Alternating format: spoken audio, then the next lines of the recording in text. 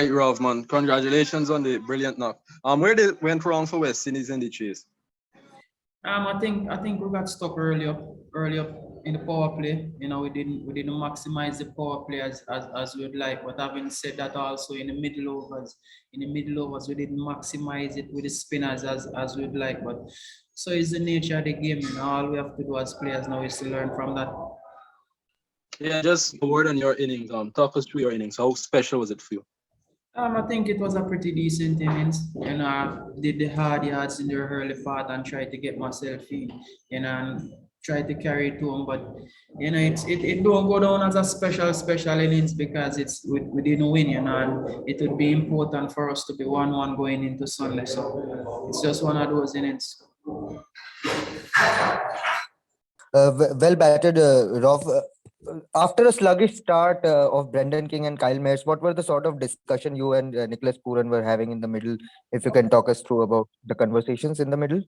The discussion with me and Pooran was very simple. We have to try our best to carry it to the end. We needed a partnership at that time, and I think we got a partnership in excess of 100. So that was just a simple game plan to try our best to carry it deep and carry it deep as possible. Rob, did you guys target any specific bowlers, or it was just about what it comes your way?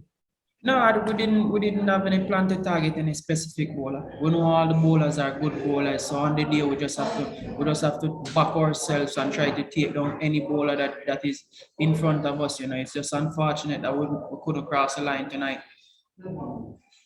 Mark, just want to know that, from a batsman's perspective, how challenging was it to face Ravi Bishnoi because of his action and the way he releases the ball? I mean, you have played a lot of T20 cricket across the globe, and you have faced a lot of leg spinners and bowlers overall. So how do you rate Ravi Bishnoi, from a perspective? I think it's very difficult. It's very difficult, especially for us as right-handers and for us when we're starting. So it's not very easy to start against him. He bowled pretty fast in the wicket. So that's also something that we have to take in consideration. But having said that, I think over the duration of the two games, particularly this game, we're playing pretty decent. Well played today. My question for you is that you shared a century partnership with Nicholas Pooran, and so I would like to know from you, how was it batting with Pooran when you guys were having a chase of 187? Yeah, it was pretty good. Me and Pooran from the last series, we developing a nice little romance, a nice little partnership in a sense where he batting 3 and I batting 4.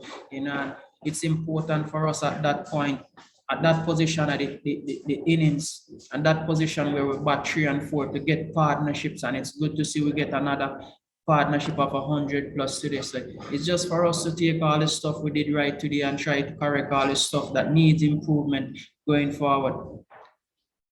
And what are the positives for you from your perspective in terms of the knock which you played today? What are the positives which you'll carry for the next match? I think there are a lot of positive. I think I ran between the wicket very good. I start my innings very good. I started against the spinners, that is Chahal and Vishnu. So that gave me a little bit of confidence. I start against 2 wrist spinners, 2 leg spinners, and when it come back into the death, I think I strike the ball pretty good today. Thank you very much, Dario. Congrats on the knockoff, man, and unfortunate that we couldn't bring it home. But is there any, I guess, any consolation to take out of the fact of that we batted 20 overs and we held wickets, we held on to wickets? I think, to be honest, there's a lot of positives. If you're following West Indies T20 cricket now, the guys are improving. The guys are slowly improving. If you should look on the last series and to this series, I'm sure you can identify a lot of areas where the guys are improving. Today, I think in particular we run well between the wickets. We also get a few partnerships, and whenever we do that, we're gonna win more games than lose. And just finally from me, you speak about taking the positives from this one on the bounce and trying to move forward and continue improving. What would you say has to be done, coming off of the England series, which was such an exciting one, into this one?